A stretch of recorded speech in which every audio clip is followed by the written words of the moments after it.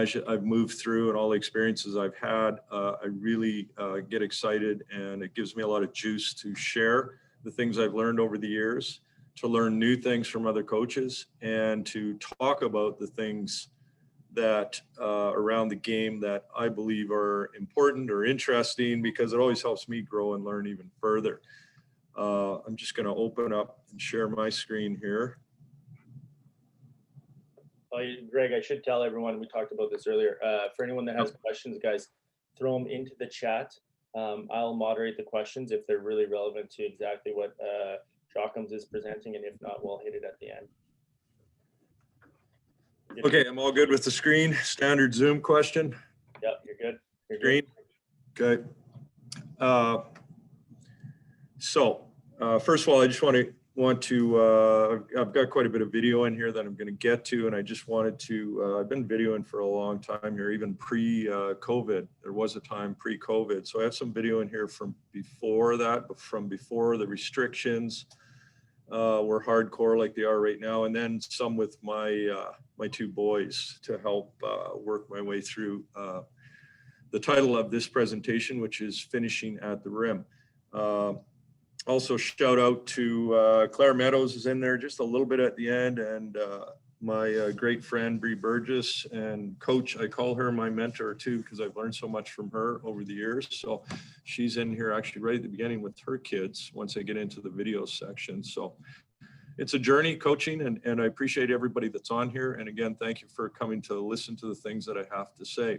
So the topic of this presentation is finishing at the rim, and I was kind of joking back and forth on text. I should rehash some old topics that I've done over the years so that I don't have to rebuild a presentation each time that I do one. But I mean, the positive of it is I get to talk about and think about how to teach a concept that I've worked with over the years, but how to sort of put it in a way that's presentable and understandable. And as I go through it, it really, you know, again, helps me and hopefully helps others. So goal of the presentation, provoke thoughts and ideas on how to teach, drill, transfer to the game, finishing at the rim. And we're working right from the fundamental stage all the way through the train to compete stage is my goal here. The agenda, a little bit of background and process of learning, planning piece around practice planning and how to organize. I'm all about rhythm in terms of practices and how you set up your skill development activities, vocabulary, because I have vocabulary that's pretty close to everybody else's, but some that's probably a little bit unique. Practice framework, and then syncing the continuums. I'll get into that, and then videos, of which I have at least 20 minutes. So it'll probably take me about 40 minutes to go through it. So I'll move here to pretty good clip. And like Chris said, if you do have questions, I told Chris we can hold them till the end, unless there's something as I'm moving through it that it's important to hit it right at that moment so that we catch it and don't miss it. Twitter is kind of where I try to share all my basketball stuff. That's the place to get me. Please text me if you have questions about anything, or hit me up on Twitter. I'm more than open to share. Like I said, as I move into an older phase of my career, I'm more than willing to share, and I really get excited when I get to work with young players, old players, players at all different levels, and also, of course, talk to coaches and help coaches and share my experiences. So quick background, he already went through some of it. I've coached provincial teams for many years. I've used sport. I started out at Victoria as an assistant, went out to Cape Breton on the East Coast in my early years. University of Saskatchewan, I did some Team Canada stuff over the years. Was an assistant early on. There was a league really early in Saskatchewan or in Saskatoon, NBL, and I was an assistant with that, and then CEBL recently. And I have kids who've played sports like crazy over the years. And I found I probably developed as much or more as a coach, as a communicator, and as someone that understands how to progress through the fundamental skills working with minor sports. Bachelor of Science in PE, MEd, UVic, and I did the NCI also at UVic, and I've circled back and been doing quite a bit of stuff with the NCCP program, pursuing learning facilitator, learning evaluators, because the system's changed from when I was young. Next, this is an important one that I always say, and I think coaches sometimes hesitate, or maybe presenting things that you want to share with other coaches can sometimes be difficult. And I always remind myself of this quote. I think I cobbled it together from a couple different sources, but I think when you're sharing information, don't try to convince other coaches of anything when sharing. I think that's not my goal here. I'm not trying to get you to buy into the things that I think about, but I'm more interested in, as I move through this, to continue to think about things for myself and how they work. And hopefully as I work through that, maybe others, you guys listening here, will find something convincing and maybe help you in your own way figure things out, and in turn help you along in your coaching journey. Another thing that I think is important, and again, it's part of why I like to share and teach things. You really, in the learning process, you remember about 10% or internalize about 10% of what you read, up to 40% about what you see. And when you're teaching, sharing, or doing, that's when you really get that locked in internally and really becomes your own. So it's important to jump in with both feet, whatever community you're in, or if you're whatever school you're in, or wherever you're coaching. Don't be scared to step forward and say, hey, I'd like to show you what I know about this. Or have you ever tried that? And in doing that, you're working on your own knowledge, but you're also helping to really internalize the things that you've seen and read over the years. I don't want to get into this too much. I built this a couple of years ago, so I'd like to share it. We're going to be working down here. This is my coaching success mountain that I built over the years, just thinking about the process. And the only place I'm going to be living today is having a plan and the physical development around finishing at the rim, the what to do, and a little bit into the how in creating the environment. Maybe at a future date, I'll spend an hour talking about this again. Vocabulary. Now my vocabulary, I don't know if it's a little bit different, but when I'm talking about skill activities that you are doing in a practice, those are on-air activities. And what on-air means is without a defender. And often it is blocked practice, not all the time, where you're repping your shot, or in this case, repping a layup, or an outside-in finish, or a Euro step, or something like that.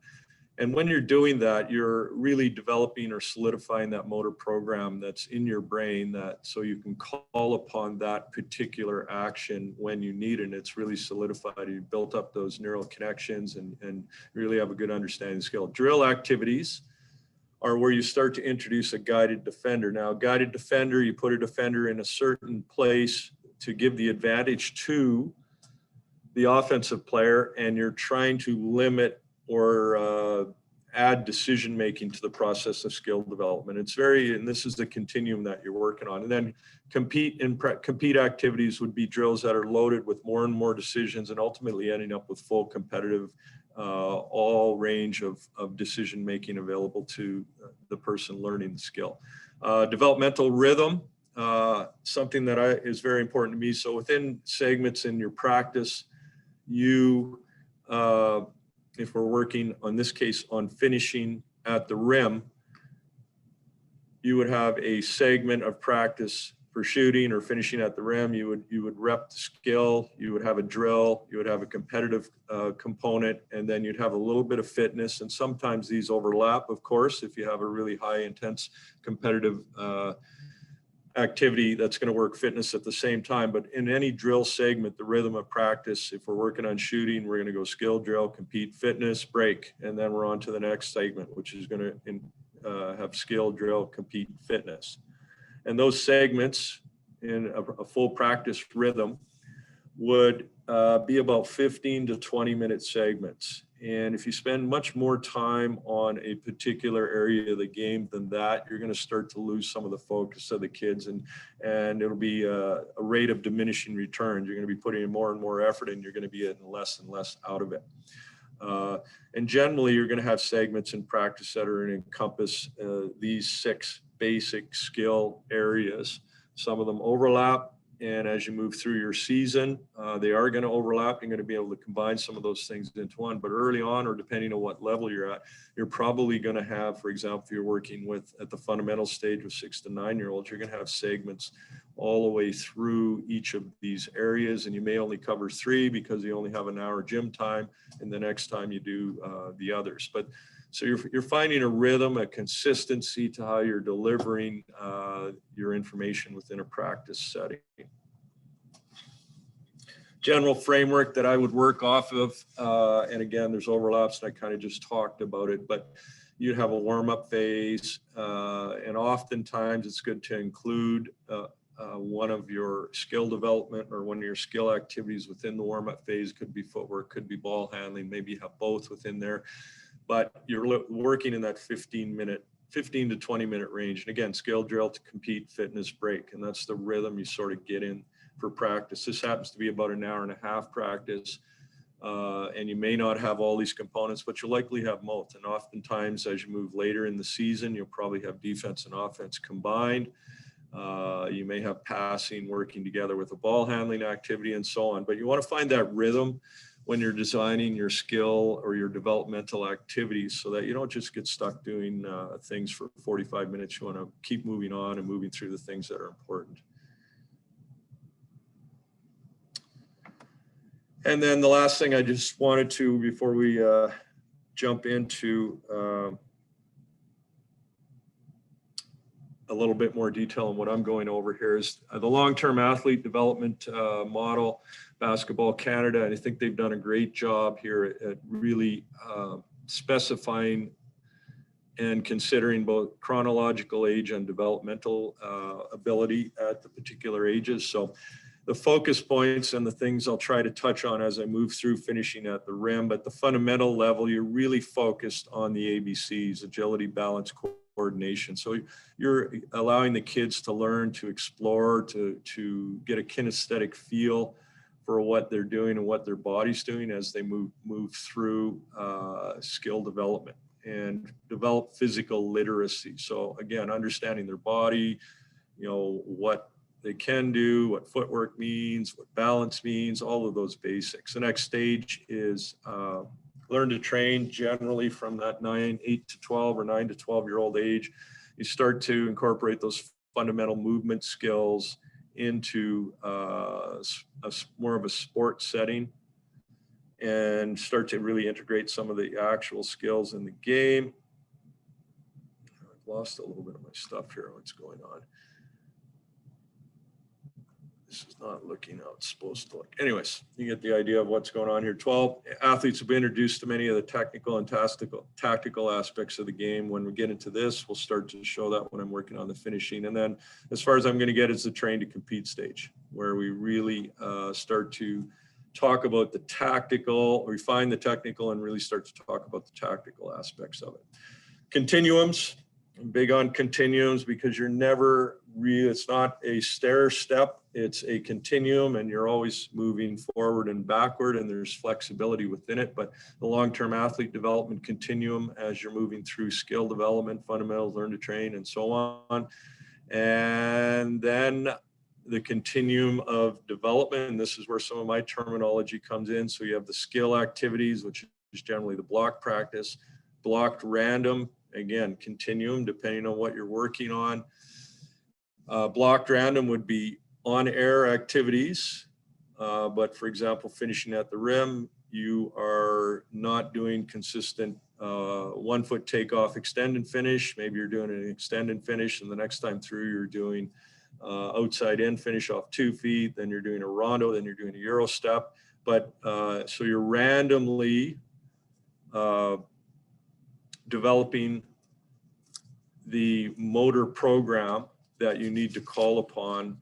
And when you do the random practice, even though it's blocked, you pull the motor program of extend and finish out of your brain and get your body to do it. And then you go to the other filing cabinet, you pull out the outside in finish, and it just really helps to to solidify that motor program, because you want it to be automatic. You won't have to think about it. Drill, we start to add guided de-loading. You add more and more variety and decisions into the drill, and then eventually you add full compete. Now, I just threw this in here, pro and high school player. The things I know, because a lot of the talk around skill development now is really pushing you on this continuum into this area. You got to have a guided defender. You got to have decision making built in. The earlier the better. The earlier the better. One of the things, just noted anecdotally, obviously I had a chance work in the CBL working with professional players, and there's several guys that I came across, especially some of the really athletic guys who came through the NCAA system and then were playing professionally over in Europe. There's so much treatment of those fellas as commodities, and basically they're just told what kind of stats they need and what they need them to do, rather than teaching them how to play. Example, post player, one of our better post players we had when we won the championship a couple summers ago. He had come through the NCAA and had been playing over in Europe, different spots. And anyways, we started to just talk to him a little bit when we had some individual sessions about, he's a 6'10" player and super athletic. Okay, show me how to post up. He didn't know how to post up. Show me, a drop step, or, some of the basic midline hook or things like that. And he really he told me he'd never been taught any of the fundamental movements because he was such a good athlete. And the coaches said, hey, you stop that guy or we'll get you the ball here and you score. It was amazing, the lack of detailed coaching that he had. And then I come across high school players all the time too. And if they're in a program where it's a guard coach and they don't really have any idea how to teach young kids about post play, the kids may not have ever seen any of the fundamentals. So even though they're at a learn to train or even a train to compete level, you may have to dial them back on this continuum and bring them back into this area and teach the basic fundamental movement, block practice it, get that motor program, get in some random block before you start throwing in that guided defender.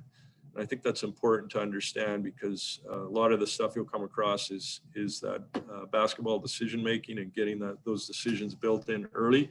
And I think there's a huge amount of merit to it, but I think you have to be cautious about some players that you come across. Age continuum. And then of course you plot this all into this wild diagram here. For those of you who know me, I like these wild diagrams, but you can kind of see how this works.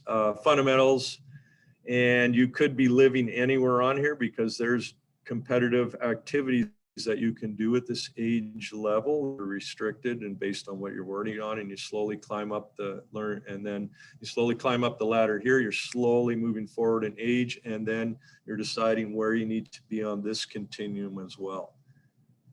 So we're going to start down here in the fundamentals, and we'll be stuck in here, and then we will slowly move up the ladder, and I'll show you some of the things that I have on video, and I'll kind of talk my way through it is kind of the plan.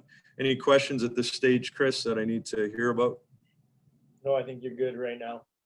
Okay. Okay, let me pull this onto the screen.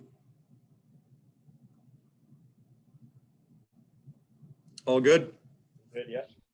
I've seen a single leg jump skill. Okay, great friend, mentor, Bree Burgess. I know she's on here because she's been texting me questions already. This is at the fundamental stage, and it's very important that you simply have to teach the kids how to move and how to jump. And you need to do that at the beginning without putting a ball in their hands. And she's got a thing that I thought was quite neat. It was called Super Mario. So you should be able to hear it. If you can't, let me know, and because I did turn on the volume. So. All right, so the last basic movement pattern we're going to do is single leg jumps. So typically when we're teaching them, we teach like opposite knee drives up or opposite arm drives up. But when we're doing layups in basketball, we all know it's the same knee that drives up as the hand that shoots it. So we need to teach kids to practice that. So I call this the Super Mario. Kids actually say yippee, they love it. We ask them what character from Super Mario they want to be. What character do you want to be? Princess Princess Peach, what character are you going to be? Rose. Okay. That's one of my favorite parts of this. Princess Peach and Rose. It's all. So Sloan, first, show us your Super Mario jump. Nice. One more time back. Nice. Kieran is going to show you what it looks like when you take it to a layup. Excellent. So it's fun. It's exciting. The kids are exploring, jumping off of 1 foot. They're getting that fist or arm in the air, which is crucial for developing the one-step layup. The next video that's going to come on here, I was fortunate enough to be able to go out to Martinsville before Christmas and work with a Spuds group. And the group that I have here is the first time I've ever seen these guys. And you'll see it's interesting how, and I went through sort of 1, 2, 3 step layup instructional piece for them, and I'll make some comments as we go through it. So these guys are all, this little fella, I think he's kindergarten or grade 1 up to grade 3s is what we have in this group. And had a couple coaches out watching, and we are deciding to learn how to do layups. So my focus with these guys was balance and taking that big step.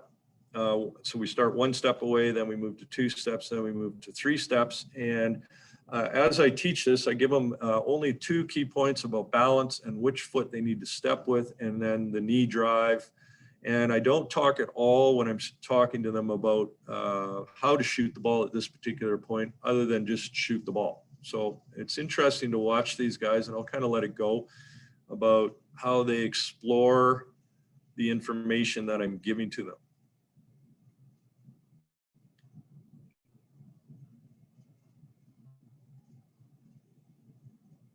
So I didn't say anything about a dribble. That was interesting.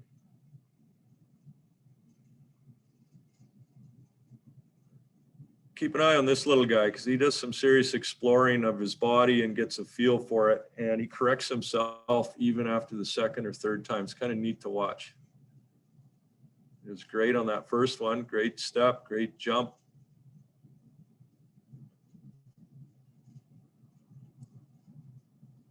So in this progression, we're just starting from 1 step away and getting the kids just to get a feel for it. And the correction would be start balanced, big step, and drive that knee up. We're shooting on the right side, so we want to shoot with the right hand. Just keep an eye on that little guy. He comes up again. Talking about balance, very important to start in a balance. So feet hip width apart and knees bent.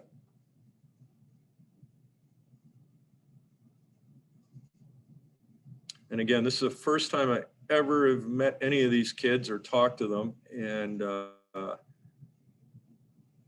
it's amazing even the short time, the progress you make. He's doing pretty well.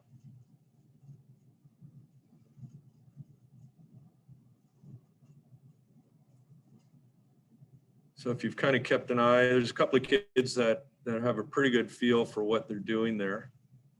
Oh, glitch out on me. Okay, he kind of caught himself. And then he gets himself back on track here. Hold on, come on.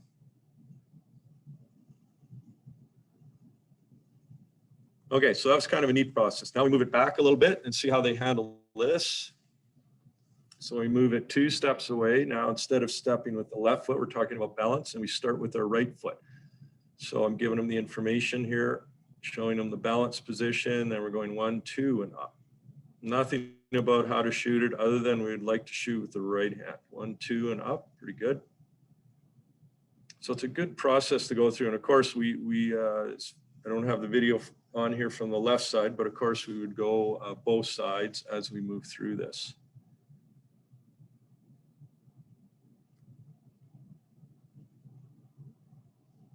So he caught himself. That was kind of neat. So starting to get a feel for their body and what their body's doing and how it's moving. And when they catch themselves, they understand what's right and wrong. Little guy's doing well. He went off 2 there. So as a coach, focus on a couple of key points. In this case, it's balance and the steps. I'm not worried about the shot at all. And I want the kids thinking only about the balance and how that feels and how the steps feel. We moved pretty quick with these guys for my first time with them, but now we took it back even a little further, and we're talking to them about balance and starting point. We're going to start about the free throw line, and we're going to take 3 steps now, and we're adding a dribble. So lots of things to think about, lots of information. And it was more as a coach, I thought I'd give it a try with them. I'd only seen them, I've only get a chance to work with them once here in this particular group. So let's give it a try. And we have from extreme beginners to a couple of kids that are not too bad. So we talk about balance, we talk about the step, and we talk about the timing of the dribble is the new one that we add. They're dribbling at the same time as their first step with their left foot. So watch him. He got 3 dribbles in that time. Okay, so they're exploring it, thinking about it. He's thinking about his balance. 1, 2, 3, good. Pretty good. So remember the little guy, 3 dribbles the first time. So now he's thinking I shouldn't dribble so much. So look what happens. That's awesome. His footwork was perfect. So it's just interesting, right? He turned his thoughts away from I better not dribble, or better not dribble so much to no dribbles. And then he got his feet right though. And I think the last time he comes up here, he nails it. But you see him in line too. I zeroed in on him. He's thinking about it. He was thinking about which hand to shoot with. So that physical literacy that we're going for, there is kids starting to get a feel for what it feels like to do it right and what it feels like to do it wrong, and to think about what their body's doing and how it's doing it. The next progression here is obviously to just let kids explore from a 2 or 3 or 4 dribble from half court. And this was just a clip I had about a girl, and they were working on extend and finishes. Maddie Humbert, forgot to give her a shout out. I don't know if you're on here, Maddie. Great up and coming coach in Saskatchewan. So extend and finish now at a little bit higher level. I would start talking. So we're assuming we have the footwork down here. We're going to talk a little bit. I would, as you move up into the learn to train and train to train areas, you really want to start adding the technical or tactical aspects of this particular skill. And in this one, we're thinking about where the ball is on our outside hip as we attack the rim. We don't want to let the ball come to the inside where a defender is chasing you, would have a chance to make a play on the ball. The other important point is to extend out in front from your shoulder and finish, because what you are simulating here is a defender that's chasing you from behind. So the extend and finish is to keep the ball away from the defender. So those would be a couple of the really key points, again, when we're still in the blocked random phase of teaching kids how to do the drill. Just another example of it. He keeps the ball on his outside hip. He maybe brought it into the middle a little bit too much there, but you're really focusing on the extend and finish. The next finish that I would go to would be the 2-foot finish. And these are my 2 guys, so they're pretty proficient at it, but we took it to a beginning stage, I guess, or an early stage, so that you get an idea of the footwork on an outside in finish and your body position square to the backboard and where you position the ball. Learn to train, train to train, and perhaps even a train to compete if you really need to. You have some kids who haven't worked on this before. So we're just getting a sense of the footwork here starting outside the key. And because we're on the right side, we want to go right, left, up and finish. They're getting a little bit far under the basket, but not too bad. It's my kids, so I'm not really their coach. I'm their dad, so they don't listen to me extremely well all the time, but they're doing pretty well here. So it's outside in finish, keeping the ball on your outside hip, finishing with the outside shoulder to protect the ball, and you're simulating a defender on the inside. So this would be good at the advanced fundamental stage, and for sure the learn to train phase where you're getting into that 8 to 12-year-old, they should become proficient at this footwork. So when you do the block practice, again, you're working on establishing or solidifying that motor program. Then the next step is to take it back to the free throw line. Oh, sorry about that. You're taking it back to the free throw line. I'll get back up there. And you're doing the one bounce and then just making sure the footwork's solid, that you're keeping the ball on the outside of your body before we start to throw in that guided defender, which is coming. So extend and finish, defender in a chase position, outside in, defender on the inside hip are two common places that you're going to have a defender if you have an advantage going to the basket. So two very important skills to make sure the motor program's solid, meaning the fundamental skill is solid. And then you will fairly quickly go into adding a guided defender, which happens here right away. So this could be incorporated if you're thinking about your warm-up phase of your practice and you want to be more efficient instead of doing stretching without a basketball in your hand, something like that. You might have a little sequence for yourself. The other one, which I think is important to incorporate in this learn to train, train to train, and perhaps even train to compete, is if the defender does catch you and gets into a good guarding position, you have faking your outside in shot and then pivoting for that reverse jump shot. There's two options there. You had the reverse, so he's coming in, should be an outside in finish. His footwork's a little off there, probably a travel. And then you're pivoting back. And then this one is stepping back through to finish. So again, building the motor program so they get a feel for their body and what it means to do that particular skill. Of course, you do it on both sides of the court. Faking the shot because the defender's in a position to block your outside in finish. And you take it back, give him a shot fake, and then shoot. Not too bad, exposing the ball a little bit, but he's doing fairly well. So those would be the three things that I would want my kids to become very proficient in, right from, so fundamentals, extend and finish, perhaps an introduction to the outside in, I think is important. The rondo or the shot fake and pivot back would certainly be a learn to train or train to train area. But these three finishes are important as when you're attacking a one-on-one defender and you have an advantage.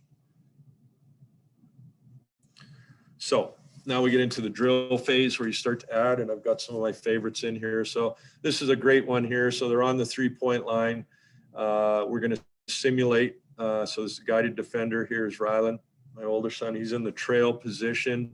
Ball's on the inside hip of Braden here, and he's going to be ripping the ball away from Rylan. And because Rylan's in a chase position, which we're simulating, he knows he needs to get to the rim quickly and extend and finish so that the defender can't chase on the inside and get in front of him or play the ball from over the top.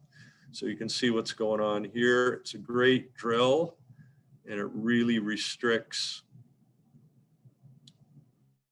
So yes, simulate, you got to get to the rim. You have to extend and finish because the defender is chasing hard, trying to make a play on the ball. The next one, to help simulate the outside in or require an outside in move, straddle the 3-point line. Both players have their hands on the ball. The offensive player is on the outside here, Braden, and Rylan's the defender on the inside, and he's going to simulate. He's not necessarily going to jump and try and block, but what I would like him to do is to put physical pressure on the inside hip of the offensive player to simulate or get that body contact so that the defender has to go into them with their shoulder, create a little bit of space, and then finish. So defender, let's take a look at this one. Get a couple different angles on it. So the important point here is lead with your shoulder, and you want to try and bump the defender back onto their heel. Rylan's doing a pretty good job putting pressure on them, but you really want to try to create some space. Body contact is your friend when you have a defender in a tight position. Oftentimes you'll see kids or players try to avoid the contact and make it a really difficult position or finish and end up with a missed shot. Instead of going to the rim hard, initiating the contact because the defender's moving, which puts pressure on the referee to protect the shooter, which you'll likely get to the free throw line or maybe even get an and one. It's a much better result than avoiding the contact as an offensive player.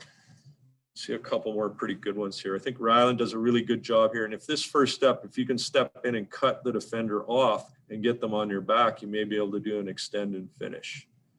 So he does a good job going in right there. If you saw that little subtle bump, and then simulating a bit if the defender does get ahead here, and you can go into that rondo. So same starting position, defender gets into a pretty good position. So then you pivot, fake, and then you work your pivot foot as you go here. So you can tell they're not going full on compete. The defender is guided. They're starting on their hip. They're trying to be in good legal guarding position, and the defender's unable to get all the way to the rim. So it's a good sequence to work on those three things. Extend and finish, outside in, and the rondo as they call it. This is another one of my favorites where you'll have both players start on the baseline. I will say go. The outside player passes me the ball. I catch it in my outside hand. I have this hand tagged here. The defender must tag up. So I can manipulate whether I want to create an extend and finish or whether I want to create an outside in finish based on how far back I put my hand here in terms of how far the defender has to go before they can try and recover. And it's a fun drill. Kids like this, and it's all about, again, finishing at the rim.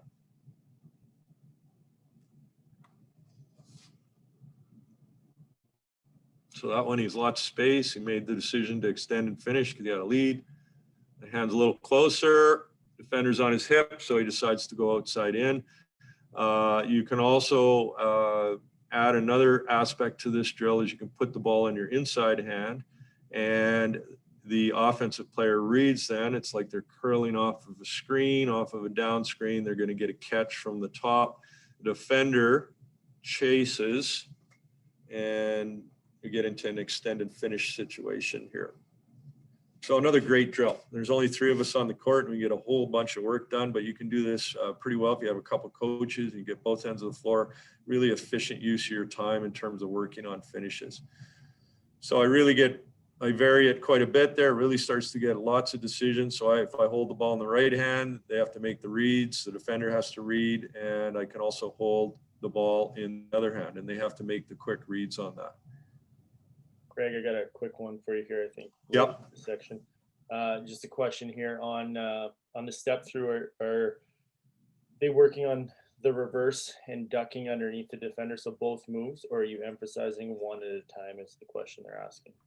So talking about the rondo, where the rondo series, yeah. And you're faking the shot in up at U of S here, they call it the Dally too. Laura Dally was a fabulous player for the U of S, and I guess that was her go-to move. She used to run it all the time.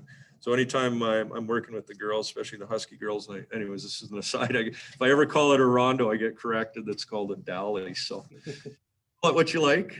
Some of you may not know who rondo is. But you can certainly call it a Dally as well. Anyways, so what I would do, I would work initially for a motor program's perspective is make sure the kids understand each of the moves. So I would do the fake and the step back and make sure they're comfortable and understand that. I'd explain why you're doing it. And then the step back, if the defender steps forward, you would shot fake and then step back through. So when you add a guided defender, the 2 things that you would have the defender do, the choice would be if you go in and you fake the shot, if the defender stays back and you pivot back, shoot it. If the defender steps forward, then you're stepping back through. So initial motor program that blocked, and maybe randomly you could have them just go back and forth between them then, but then add, if you're working on this one, you can pretty quickly get that guided defender in, because the rondo or the Dally as it can be called is something that you're generally working with kids who are proficient with the extended finish outside in. So you're moving into an area where they may or may not have done some of this before. So the question is, make sure they're proficient at the skill and then quickly add in the option to do either one with a guided defender. Hopefully that makes sense. Yeah, no, that's great. Good. So you can see we're just different reps of this and different actions. Okay. And now this would take it, so we're trained to train, trained to compete. This would be full on one-on-one, but we're still limiting the defender in the sense that I want them really close to the offensive player. So the option here is to attack the rim. We want to work on finishing here, but now the offensive player is going to attack with a strong first step, shoulder to hip, try to get to the rim, and then they have to make the read. Are they using outside in? Are they extend and finish? Are they doing a rondo? It's going to be completely up to them. The defender is full on after the defender attacks. So they're just going to shuffle along the 3-point line. We want arm's distance, no more than arm's distance, has to be arm's distance, or else the drill will not work effectively. And they're passing the ball back and forth, as you see. And as they move along the line, the offense decides when they want to go to the basket. So another great drill to work on finishing, random decision-making environment.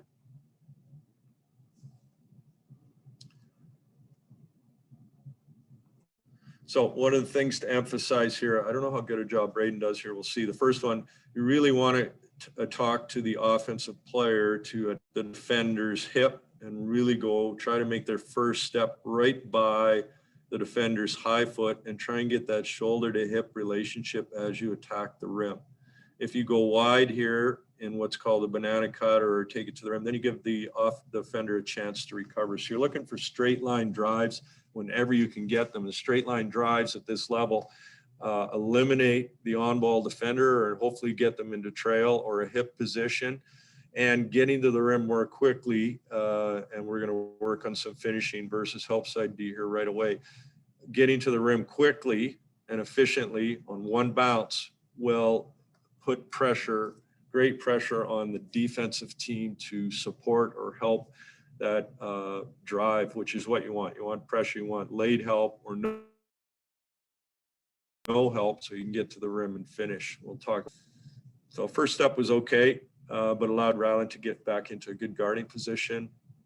Not bad on the first step there. He got an extend and finish, but the kids can start to explore. You'll notice we're right hand, right hand, right hand. So defensively, you can start to get them to think about, well, which way do you want your offensive player to go, and those kinds of things when you start to move into that tactical side of things when you're talking about offense and defense. This one's another great one. I really like this one. Again, this is now we're putting the offensive player in behind, and we have the defensive player in the front. They're both touching the ball. The offensive player is going to rip the ball away or grab it. As soon as he grabs it, it's live. But now we're putting pressure, again, giving the offense the advantage, and we want to finish at the rim situation. So the offensive player can go right or left, and defender, as soon as they take the ball away, it's live, but we're giving an advantage to the offensive player. Good outside in there. Could have went into him a little bit more. Got the defender turned around, a little bit of a fade there. Decide to go to the rondo, probably a pretty good decision. These are brothers, they're arguing about the last play, whether it was a foul or not. Whoops.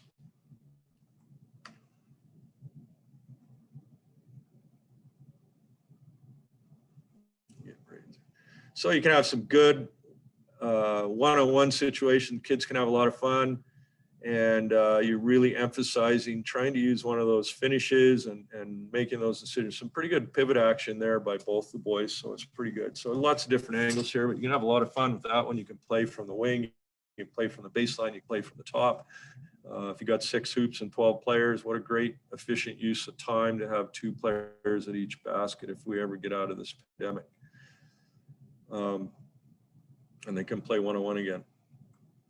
So now we're going to move down the line a little bit to train to compete, and we're going to start to talk about when you get by your primary defender or on-ball defender and you get a help side defender coming at you and some of the different finishes that you can use and the creativity that you can use. We're going to focus in on 3 different finishes here. We've got the reverse, we got the Euro step, and we got the floater, and the decisions on when to use each one of those when you move up into this level. You could bump this down into the train to train level a little bit, but it's pretty tactical in making the reads on early help versus late help versus help that's in a good position.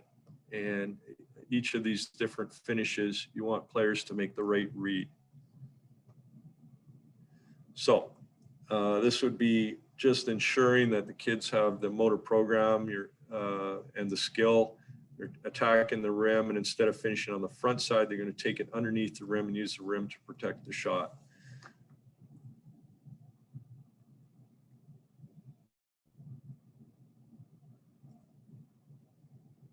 So this was last summer, so we were excluded from the gyms in our backyard, but we got a little bit of work done, and this is a pretty difficult skill if you haven't worked on it, particularly if you get over to the left side here. And they do a pretty good job. Obviously, I edited out all the misses, but they're doing a pretty good job using both hands around the rim. And it's important as a coach, particularly the younger age, is to emphasize the importance of being able to finish effectively with both hands around the rim. If you can get that going early, and it becomes a habit for the kids to naturally just work on both sides. And if you have kids that can finish with both hands as they get into that 9 to 12-year-old age comfortably, they're comfortable with both hands. And then once you get into high school, you're going to be 5 steps ahead of most other players because dominant hand rules the day most of the time. And if you have the ability to use both hands around the rim to finish, you're already going to be a superior player when it comes to finishing at the rim. So simulating a help side defender. So when you're going or using the rim to protect the ball from the shooter, you're going to get late help. In this case, to simulate it, it's probably 3-point line area. You could probably be a little farther back, and you could have a cone over here or touch the other side of the key, however you want to set it up. But he initiates the attack, and you move the cone as far out as you need to simulate a defender coming across late to challenge the shot.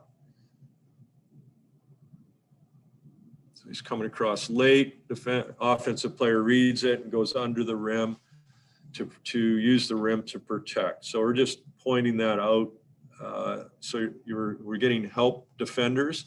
Oftentimes it's going to be kids that are in the paint, bigger kids, and maybe a guard attacking the rim. So it's an important skill to make that read if you got a late help that's going to go up and challenge you at the rim, just to take it to the other side and make that read on the help coming late. Somebody's loading up to jump to block your shot, take it underneath. It's a good read for the kids to make.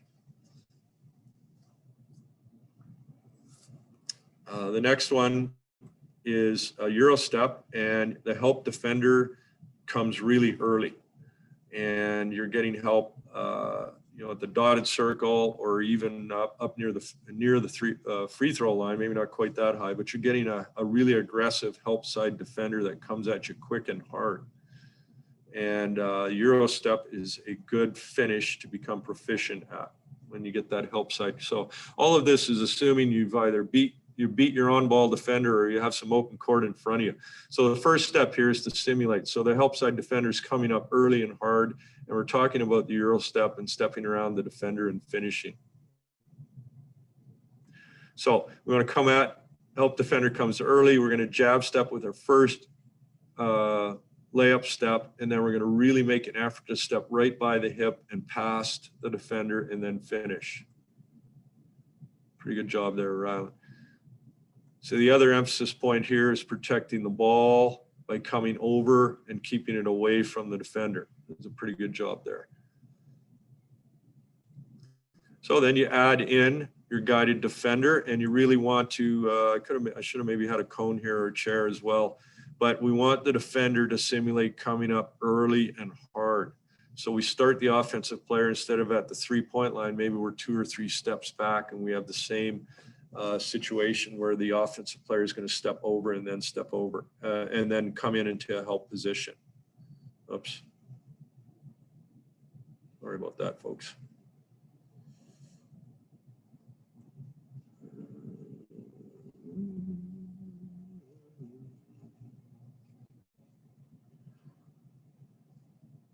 Need some interluding music, or somebody who clicked the wrong spot.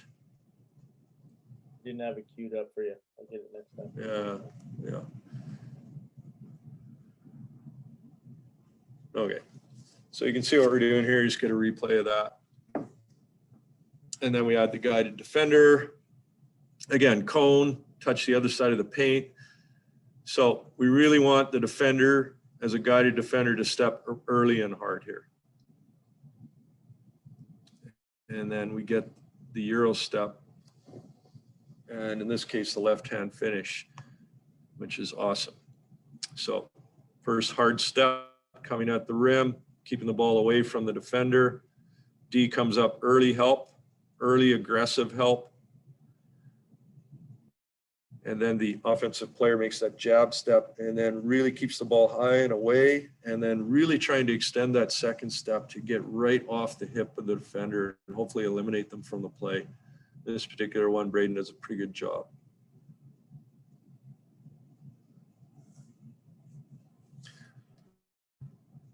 Another pretty good one. Got the chair involved there. It's good. Chair, cone, other side of the key. We just want an aggressive defender. So you get a sense for that. And then fairly quickly in, you're gonna, oh, the last one to add in here is the floater, and then we can go full compete on some of this stuff. So what we're simulating here is attacking the rim, and a defender comes into a good guarding position, so you can't continue to move forward or you're gonna get a charge. There's no Euro step option because the defender's in a good position. So you're going to have to just rise up and float the ball over top of the defender. It's usually a longer player in that position that's coming over for the help. You're going to float the ball, shooting it up from your shoulder. Pretty good left hands here. You want to become effective with both hands if you can on the floater. So again, we're simulating. So now the defender is in a good guarding position. So they didn't come really hard and early. They're not late to the party. They're in a position where they're defending the drive, and Braden's going hard to the rim and he sees the defender. So he elevates, slows up, elevates straight up, gets nice arc on the shot, floats it over the defender. And then this is obviously an advanced one, but I think it's becoming more and more of a popular shot at all different levels. And the sooner you can introduce it, I think the better you'll be. So good guarding position. You don't want to charge. So you got to, you got to take all of your energy and move it into a vertical. And you got to get nice height and nice lift on your float so it lands on the rim or it goes straight in. So of course, the next step in this process is to open it up where the defender it's not predetermined whether the help is going to be early, whether it's going to be late, or whether it's going to be in good guarding position. And it's up to the offensive player to make the read. So I got games to 10 here, but you can do this. Again, another fun one. You can have a cone. Kids, again, just for these finishes, you want the kids to start back a little farther than the 3-point line or mix up the distance from where they're starting at so that they'll have different looks as they're attacking the rim. Again, you're simulating. So early help makes the read about a Euro step. He had the ball at his belly button. We don't like belly button balls. This one, help was late, so he decided to go under the rim. Again, this is not an exact science. He could have maybe taken that up on the front side, but we'll see what's the read here. Well, he read it as late help, so he just decided to go under the rim, use the rim for protection. Early help, Euro step, that's a pretty good read. Another Euro step read. Decide to go to a floater here. Defender is in a good position. Helps late at the rim, decided to take it underneath. Elevate the block. Perfect. And then a couple other ones that I've come across recently. This one I got from Basketball Immersion. I really liked. I think Alex Sarama. Just different things that you can use to normally when kids are working on finishes. So this particular one, you start out, they're just working in partners and they are just going to the rim on air, but variety of finishes. Use either hand. But I think a better effective use of time is you can just add a coach. I came across this is called Smile Finishes. Charge block circle is a smile. And you simply, as part of the warm-up, you just get a coach standing in there. And after I did this, I think depending on how nimble you are as a coach, I know Coach King's pretty nimble, so he might do this in his practice, where you could simulate early help as a coach. You could come across late, or you could be in good guarding position to sort of elicit different reads for the players. And this could be a warm-up drill. It could be an in-practice drill where you're working. It could be at the end of practice where you're doing a little bit of a light cool down. Success rate always, when you add decision-making into any skill development, i.e. drill situation, your success rate is going to go down, but your performance at the end of the day is going to be much higher because you build in that decision-making, which is what the game's all about. So as a coach, you want to integrate, you know, how to make sure the kids know how to do the skill. The important one that's, and this is why the basketball decision-making is becoming so important. And I know Basketball Canada is revising a lot of their stuff to build in decision-making down into the learn to train and perhaps even the fundamental range. But knowing how to do a skill is important. And we often spend so much time on the how, and we spend very little time on the when. When in actuality, the when, especially as you move up, is more important. When I catch the ball, when do I dribble? When do I pass? When do I shoot? When I'm going to the rim, when do I use a Euro? When do I use an outside in? When do I extend and finish? Those are crucial in the skill development or overall development of players. And the sooner you can introduce that, meaning they're comfortable with the basic skill, the more advanced they're going to be at the end of that development continuum. You're restricting their growth and development if you don't build in that when component. And back when I played, way back in the 1900s, I always tell the kids that I played way back then, we didn't do a lot of the when stuff. We'd work on our skills, and then we'd be in our 5-on-5 working on our systems. And I know I would have been a better player if I would have had more knowledge in that area, would have worked more on the when instead of just the block practice. And usually the easier route as a coach, especially if your knowledge is limited in any sport, is to go to the blocked. And you find some basic skills that you know, and you just rep them with the kids. And then you wonder why they get in a game. Why can't they do, we just worked on layups and they can't do layups in a game. Well, suddenly there's a defender there and they have to make a decision about, do they go off 2 feet? Do they extend and finish? Do they stop and pass it out? All of those things. Once you add that decision-making piece, the skill of when to do a particular skill is probably is very difficult to do.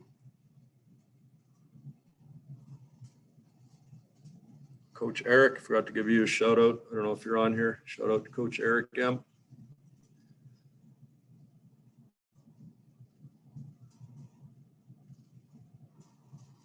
Lots of guy stuff in here. Sorry, girls, but there's, I do have some footage here coming up. We started off with young ladies.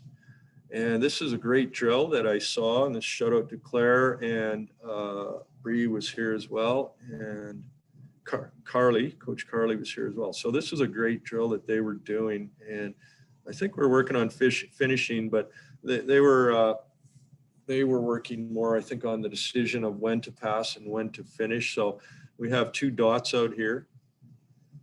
And of course we have 2 defenders in the key under the hoop. And one defender is going to pass the ball out to a player. And the defender's job here is to touch the dot. The offensive player makes the read of, can they attack middle or can they attack baseline? And we have a help side defender that's making the decision. Do they come over early? Do they come over late? Do they stunt and not come over at all? And you also build in some offensive play off the ball in terms of this defender. Are they sliding? Are they pulling in behind? Are they diving to the rim? They're making reads here. But ultimately, you have lots of finishing around the basket and the kids exploring different ways to finish. So it's a great little 2-on-2 drill. So we got early, really good help. She should have maybe dived to the rim hard or sprayed out for a 3-pointer, but she ends up at the rim and then out, goes to an outside in finish over the top. Just a great drill when I saw it. quickly pulled up my camera as I just got to touch the dot, tack the rim, good hook pass. I think we saw that one. Sorry if that's a repeat, but I mean, what a great drill just for kids, passing with both hands, decide to go 1 foot finish. Again, so we're full on compete, and we're working on different finishes around the basket. You know, competitive, kids love it. This is really game-like. Beating your defender on the strong side. You got help side support coming. Just a great overall drill to finish up with.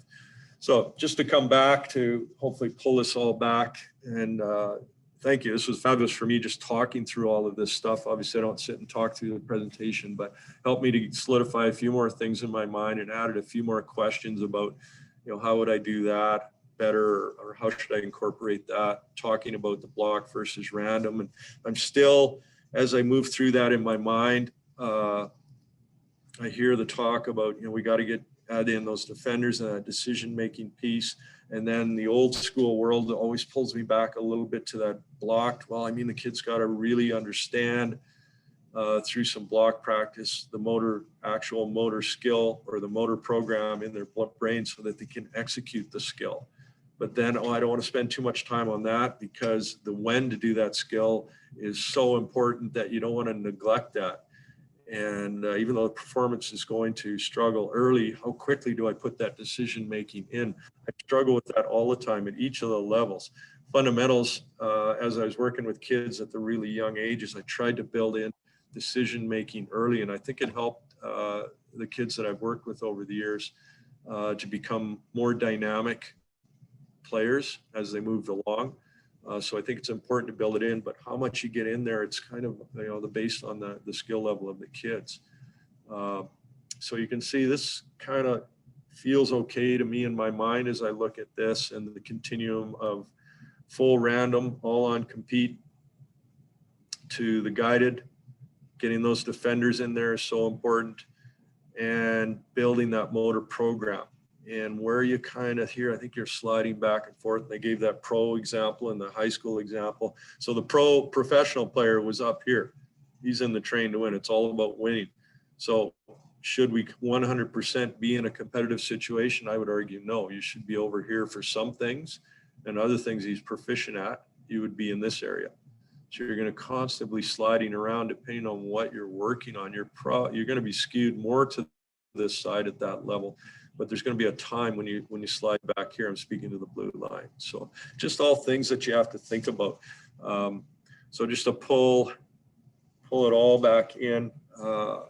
Certainly, I've got some more thoughts around finishing at the rim and ideas of how to teach a drill and ultimately transfer to the game is the ultimate thing, because the kids love to play, they love to compete, and you're really going for development and enjoyment as a coach. And if you can get the kids to enjoy the game, they're going to spend more time at it, they're going to work at it more, and then development will naturally happen and they'll get better. And then as we get a little bit better, they'll enjoy it more. So ultimately, everything that you're doing, you're focusing on development and enjoyment. And I constantly remind kids when I'm coaching them that why are you here, or the reason that you're here is because you want to enjoy what you're doing and you want to develop and get better at it. But then I just pull that back a little bit and remind them also that it's not a free ride here. To be able to develop and enjoy your experience, you have to be somebody who is a team player. Going to my overall philosophy here, meaning think of others before yourself, be a kind, considerate, helpful, supportive, encouraging person, work your tail off and persevere. If you are a quality person, you work your butt off and you persevere when things don't go your way, you are absolutely 100% going to enjoy your experience, and absolutely you're going to get better. And that's a big life lesson that I try and teach them. And we often break it down into teamwork, hard work, never give up. And if you develop that mantra with your kids, they're going to enjoy their experience and they're going to develop. And at the end of the day, that's what they're there for. That's what parents put their kids into activities for. And ultimately, as a coach, you're going to get your most juice from really having the players that play under you enjoy their experience and get better. And you'll feel really good about what you're doing, and you'll find that the wins and losses will take care of themselves when you create that foundational environment. And it starts with the skill development, and it builds all the way through to everything else you're doing. So it's great talk. I enjoyed talking about this. Reach out. There might be a couple questions there, but don't hesitate to reach out to me. And in my role working in the province as a skill development person, again, hopefully we get out of this crazy world that we're in, but I love getting into the gyms. And as you saw in Martinsville area, working with kindergarten grade oneers, it's you get juice out of just watching that little guy and how he was thinking about and exploring the 3-step in really about a 10-minute segment. And you know that he went home to his driveway and was working on that and thinking about it and having some fun with it, because he got better as we went there. It's just kind of neat to see that too. Working with the professional player and teaching them some things and adding some things to their game is just as exciting. So that's great, Craig. That's fantastic stuff right from the beginning all the way up to the Yep. to your sons there. We do have a couple questions for you here. So this one came early on with the change of the FIBA rule a few years ago, allowing the 0 step. Has this changed anything in terms of your approach to teaching layups? Yeah, I think you can be much more creative on your layup, particularly the Euro step, and there's a lot more flexibility, I guess you'd say, it as you're driving to the rim, to not be so concerned about when you have that 0 step, you almost have extra step. I think I haven't thought about it as much on finishing at the rim that I probably can, because I still haven't fully got my head around the rule and what it actually means about when you pick up the ball and how many more steps that you can take. I've seen NBA guys, the really great athletes, one dribble from half court, and you count the steps and okay, I guess they can do that, but it looks really weird. I think probably the place where I've really started to think about that rule a lot is on shooting, and particularly around the pull-up jump shot and the different things that you can now do with the step back that you were not able to do before on that gather. But I do need to put some more thought into, around the basket, how much more stuff can you do, or where does that extra step or that gather fit in? Certainly created a great advantage for offensive players, like I said, on the pull-up. And maybe sometime in the future, I'll get a chance to talk about that. But I've been experimenting with that during COVID a lot, and what you can and can't do, and how the heck does James Harden, if you watch him in the NBA, be able to do all he does. But it's legit if you watch it. But it's kind of neat. It opens up and gives the offense puts more pressure on the defender. So I don't have a full answer on the layups yet. I have to explore that more. No, that's a good answer. We did it with our college girls, and I'd say 50% felt comfortable and 50% felt like they were traveling all the time. Yeah. And we never got a game to see, so the last thing I need is more travels. But it is different for sure, and especially teaching it. I think as you mentioned earlier on, when you're teaching young kids, the earlier you get the teaching points in, more natural it is later. I think that same thing with the 0 step. Once kids start early, you're right, they're going to get it later. So the next one is kind of similar. It's kind of an opinion question.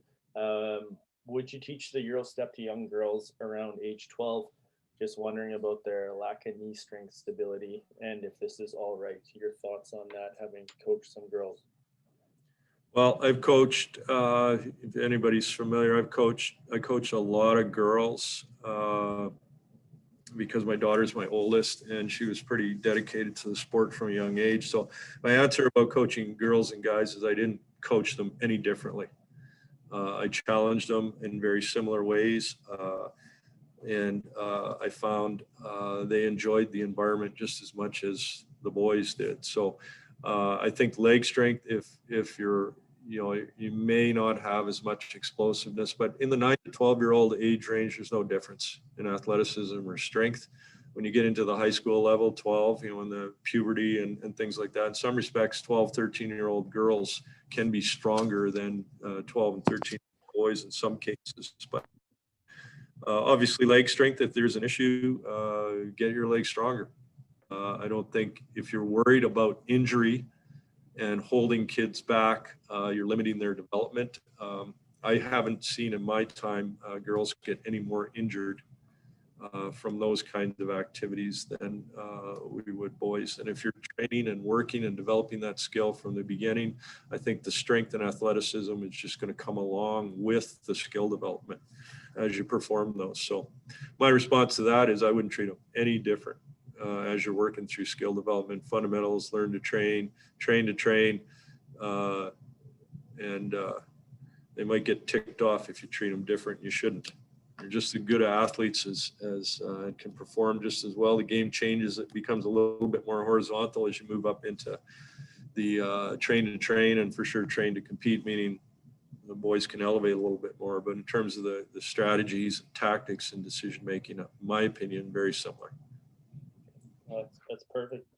I don't see anything else in here. Before I let you go, Greg, you have the biggest shooter tutor I've ever seen in my life in that backyard there. Custom made job. So you got a basketball court and you got hockey training back there, so your kids are getting good training at least. So that's awesome to see. Yeah, we had to do something. You got to get them off the video games and get them out in the backyard. So yeah, that's good. Out of the house.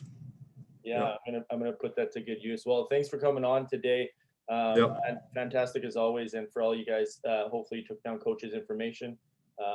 I know if you reach out to him, he will definitely get back to you. So thanks again, Coach, and we will see everyone soon.